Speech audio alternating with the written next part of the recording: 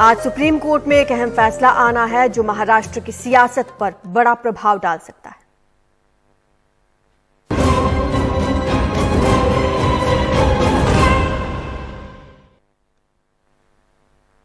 तो महाराष्ट्र में सत्ता संघर्ष पर आज सुप्रीम कोर्ट का फैसला आ सकता है। 5 जजों की संविधान पीठ आज फैसला सुना सकती है। ऐसे में राज्य के नेताओं के साथ साथ मंत्रियों और मुख्यमंत्री की धड़कनें तेज हो गई हैं, क्योंकि जो सबसे अहम फैसला आना है वो ये है कि सत्ता में शामिल शिवसेना के 16 विधायकों की सदस्यता रहेगी या फिर चली जाएगी।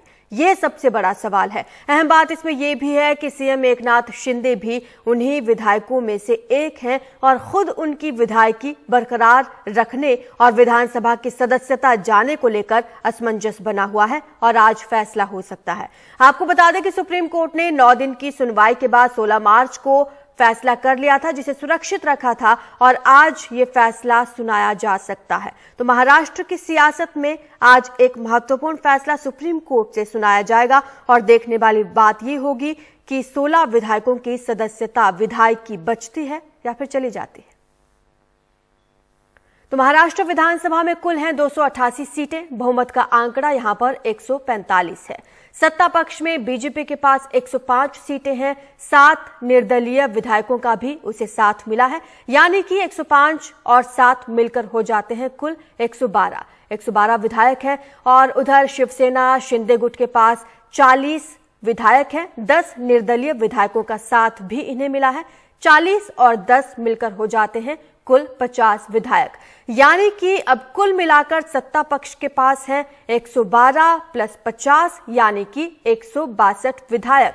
लेकिन अब असमंजस की स्थिति यह है कि आज महत्वपूर्ण फैसला आना है। 16 विधायक ऐसे हैं जिनकी सदस्यता पर आज फैसला आ सकता है। ये सदस्यता रहेगी या फिर चली जाएगी, इसको लेकर अब धड़कनें तेज है। ज्यादा जानकारी के लिए हमारे सहयोगी आशीष भार्गव जुड़ चुके हैं। आशीष, कब तक ये फैसला सुना सकता है सुप्रीम कोर्ट, क्योंकि धड़कनें महाराष्ट्र से लेकर दिल्ली तक नेताओं की तेज हैं?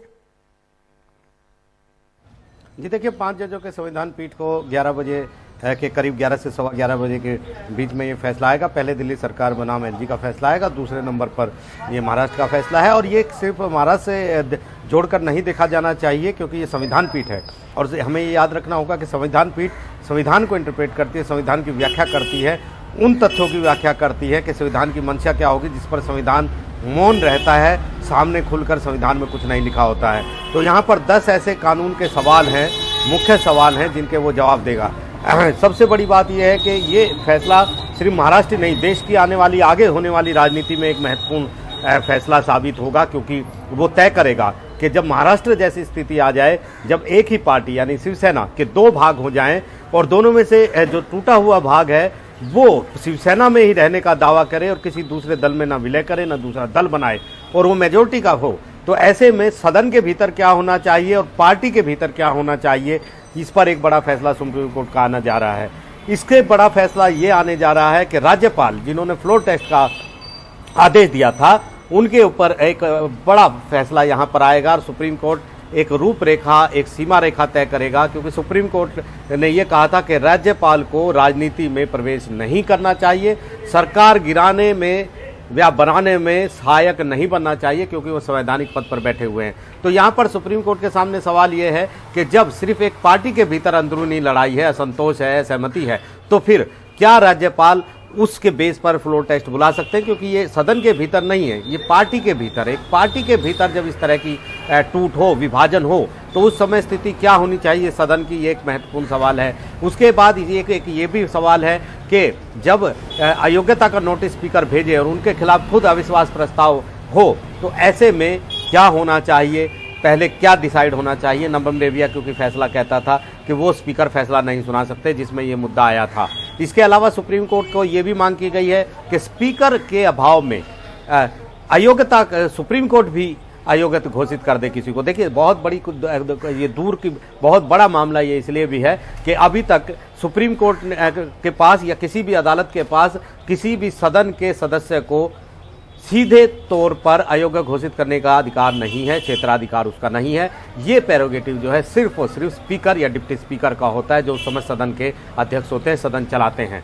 तो यहाँ पर पूरी सुप्रीम कोर्ट ने बहुत सारे आदेश दिए हैं। सीमा रेखा 3 महीने की भी तय की है कि अयोग्यता 3 महीने में डिसाइड करिए, लेकिन इससे आगे सुप्रीम कोर्ट कभी नहीं बढ़ा। यहाँ पर उद्धव ठाकरे ग्रुप ने ये मांग की है कि ऐसी स्थिति में जब स्पीकर कोई फैसला नहीं कर पाए तो अदालत अयोग्य करार दे, इस पर भी सुप्रीम कोर्ट रूपरेखा तय करेगा। तो कई मायनों में बहुत बड़ा फैसला है। महाराष्ट्र की सियासत आज की डेट में चेंज हो ना हो, ये कोई बहुत बड़ी बात नहीं है, क्योंकि किसी चलती हुई सरकार को, स्टेबल सरकार को सुप्रीम कोर्ट इस तरीके से हटाकर नहीं लगा सकता। और सुप्रीम कोर्ट की वो टिप्पणी भी हमें याद रखनी होगी जो उद्धव ठाकरे के लिए सुप्रीम कोर्ट ने आखिरी दिन कही थी कि आप मुख्यमंत्री के तौर पर आपने जो फ्लोर टेस्ट था उसमें आप नहीं गए, आपने उसी से पहले इस्तीफा दे दिया, फिर आप ये कैसे मानते हैं कि हम आपको रिस्टेट कर देंगे, हम घड़ी की सुइयां वापस नहीं कर सकते। ये बहुत बड़ी टिप्पणी उद्धव ठाकरे के ऊपर थी, क्योंकि फ्लोर टेस्ट से पहले उन्होंने इस्तीफा दे दिया था। और ऐसे में सुप्रीम कोर्ट जिस मुख्यमंत्री ने इस्तीफा दे दिया, फ्लोर टेस्ट फेस नहीं किया,